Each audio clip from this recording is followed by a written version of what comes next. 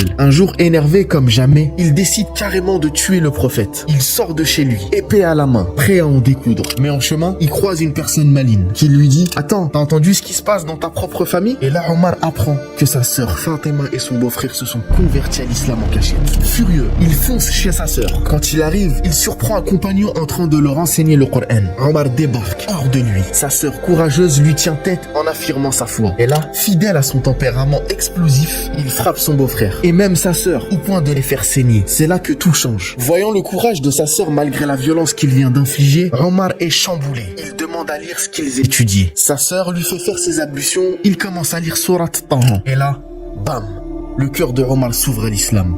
Et basculer la situation pour les musulmans. Grâce à lui, ils peuvent enfin afficher leur foi publiquement. Il va même défier les polythéistes en proclamant sa conversion devant tout le monde. Mais personne n'ose le toucher. Grâce à lui, les musulmans prient autour de la Kaaba en toute liberté. Et quand vient le moment de l'émigration vers Médine, Omar continue de montrer son courage de fou, alors que les autres partent en cachette. Omar prend son épée et son arc, prie une dernière fois à la Kaaba et lance un défi au Quraysh. Que celui qui veut que sa mère pleure son fils, que sa femme soit veuve et ses enfants orphelins me suivent dans cette vallée. Et bien sûr, personne n'a osé le défier. Omar est un vrai game changer pour l'islam. Une fois arrivé à Médine, Omar ne lâche rien. Il est sur tous les fronts, participe à toutes les batailles et expéditions, comme celle d'Al-Hudaybiyah, à la libération de la Mecque. Il est même présent lors du pèlerinage du prophète sallallahu alayhi wa sallam. Et petit fait marquant, en 625, sa fille Hafsa devient l'épouse du prophète. Aux côtés du prophète, Omar et Abu Bakr forment un duo de choc, mais ils ont deux styles bien différents. Omar ibn al-Khattab assume son rôle de deuxième calife après la mort d'Abu Bakr avec détermination. Il valide les campagnes militaires en cours pour unir la communauté musulmane. Omar gagne le respect par sa justice inébranlable,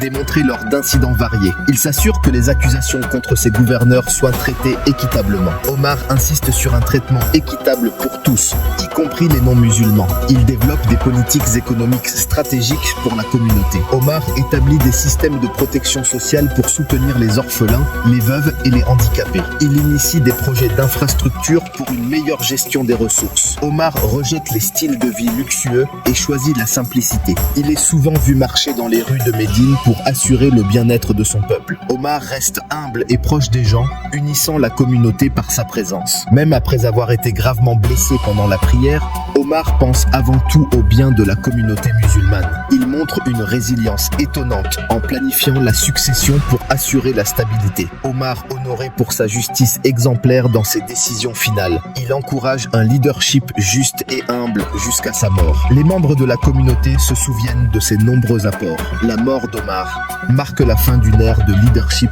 exceptionnelle. Sous sa gouvernance, il a fondamentalement transformé la société islamique.